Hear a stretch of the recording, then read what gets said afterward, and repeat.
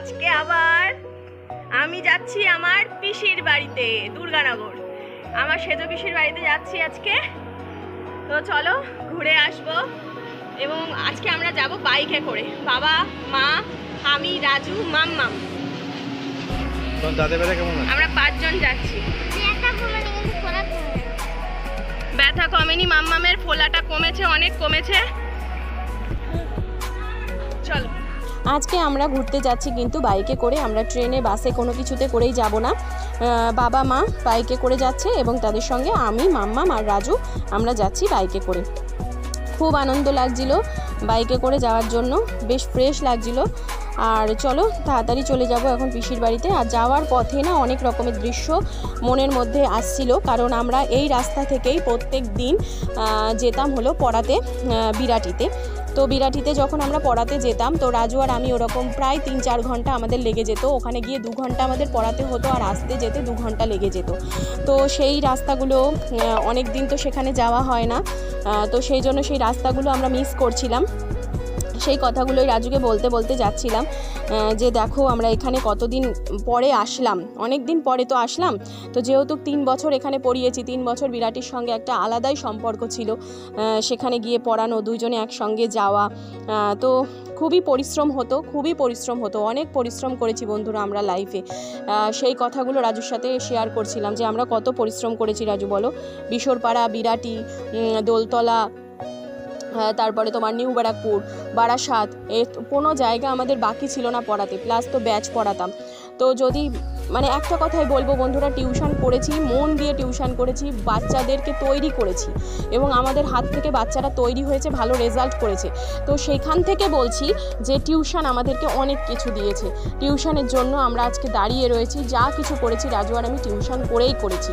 আমি নিজে একটা জমি কিনে বাড়ি করেছি, সেটা কিন্তু টিউশনের ওপরই করেছি। তাই টিউশনকে অবহেলা করা যাবে না, কেউ টিউশনকে কখনো অবহেলা করবেন না।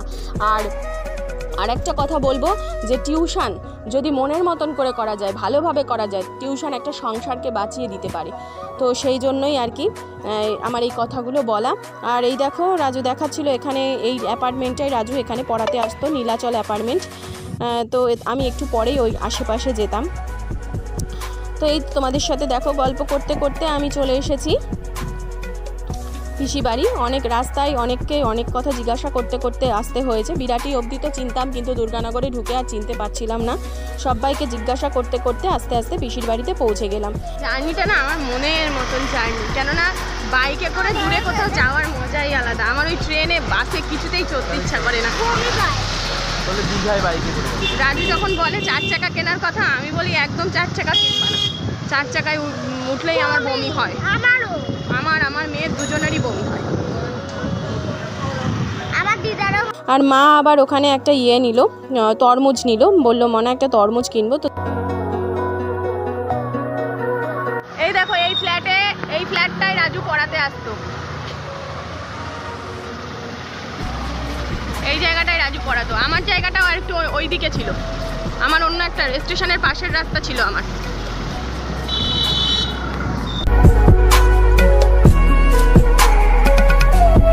তরমুজটা নিয়ে চলে এসেছি পিসির বাড়িতে। প্রথমে তো কথাবার্তা হলো, তারপরে দেখো আমরা দাদার ঘরে বসে সবাই খেতে বসে পড়েছি। আমরা দেখো পিসি রান্না করেছে, পিসি আর বৌদি মিলে রান্না করেছে, খুব সুন্দর রান্না করেছে। ওরা এত আয়োজন করেছে, এত খাওয়া যায় না।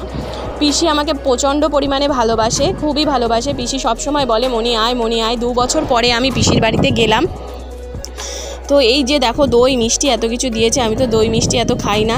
তারপরে মাছের ঝোল ছিল, চিকেন ছিল, ডাল ছিল, ভাজা ছিল, মিষ্টি ছিল, দই ছিল, আরও অনেক কিছু করেছিল। আইসক্রিম ছিল, কোল্ড ড্রিঙ্কস ছিল, কি ছিল না। তো এই সমস্ত জাস্ট খাওয়া দাওয়া করলাম। তো খাওয়া দাওয়া করে এবার আস্তে আস্তে রেস্ট নিলাম, গল্প করলাম, খুব আনন্দ করেছি। তো এরকমভাবে আবার যাব, কবে যাব জানি না, তবে যাব। আর মেয়ের দাঁতের ব্যাপারটা নিয়ে না আমি খুব তার মধ্যে টেনশানেও ছিলাম। তো তাড়াতাড়ি আমরা বিকেল থাকতেই আস্তে আস্তে বাড়িতে চলে এসেছিলাম। 5:30-6টার মধ্যে আমরা বাড়ি ঢুকে গেছি। তারপরে মাম্মাম বললো একটু পার্কে যাবে, তারপর মাম্মামকে পার্কেও নিয়ে গেছিলাম, যেহেতু সানডে ছিল। পার্ক থেকে এসেই আমি মাম্মামকে নিয়ে চলে এসেছি, ডক্টরের অ্যাপয়েন্টমেন্ট করে নিয়েছি। আমি একটা ফেয়ার হেলথ নার্সিংহোমে চলে এসেছি মনাকে ডক্টর দেখাতে। ডক্টর প্রণবেশ ঘোষ দেখবে মাম্মামকে। তো স্যার আসবেন, আমরা অপেক্ষা করছি নাম লিখিয়ে। তো মাম্মামকে নিয়ে খুবই চিন্তায় রয়েছি, কেন দাঁতে ওরকম ইনফেকশান হলো বা কেন পুঁজ বেরোচ্ছে। ও টুথপিক দিয়ে না দাঁতগুলোকে খোঁচাতো, সেখান থেকে ইনফেকশানটা হয়েছে। তো যাই হোক, ডক্টরকে দেখানো আমাদের কমপ্লিট, ডক্টর দেখিয়ে নিয়েছি। তো আবার ওকে নিয়ে চলে এসেছিলাম পার্কে একটু ঘোরালাম যাতে ওর মনটা ভালো লাগে। তো পার্কে ঘুরে টুরে তারপরে আমরা আস্তে আস্তে চলে গেলাম বাড়ির দিকে। তো আজকের মতন ভিডিওটা বন্ধুরা এখানেই এন্ড করছি। আবার নতুন একটা ভিডিও নিয়ে আসবো তোমাদের সামনে। আর হ্যাঁ, কিছু গল্প করতে আসবো তোমাদের সামনে, আমার লাইফের কিছু হিস্ট্রি, কিছু গল্প, কিছু ঘটনা তোমাদের সঙ্গে শেয়ার করব আবার। তো চলো, অনেক দিনই তো লাইফস্টাইল দেখলে আমার। তো আজকের মতন tata, bye bye, good night. আবার দেখা হচ্ছে নতুন একটা ভিডিওর সাথে।